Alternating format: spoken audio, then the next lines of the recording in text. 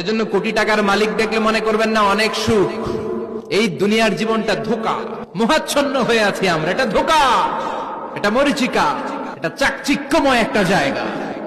মৃত্যুর পর মনে হবে একটা দুঃস্বপ্ন ঘটেছিল আমার, বিশাল এক জগৎ পড়ে আছে সামনে।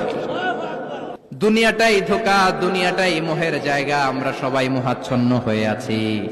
দুনিয়ার উদাহরণ হলো 3টা লাশ আর 4টা স্বর্ণের টুকরার সমান। 3জন যুবক কাজের জন্য বেরিয়েছে, পথিমধ্যে 4টা স্বর্ণের টুকরা পেয়েছে।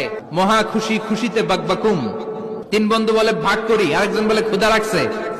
একজন যা বাজার থেকে রুটি কিনে নিয়ে আয়, খাওয়ার পরে ভাগ করবো। একজন রুটি কিনতে গেল, শয়তান 2টারে বুঝায় ওইটারে মারতে পারলে ভাগ বটোয়ারা সহজ হবে। তোরা 2জন স্বর্ণ 4টা, তুই নিবি 2টা, ও নিবে 2টা। হিসাব সহজ না? 2 বন্ধু প্ল্যান করছে, ওইটারে মাইরা তুই 2টা, আমি 2টা।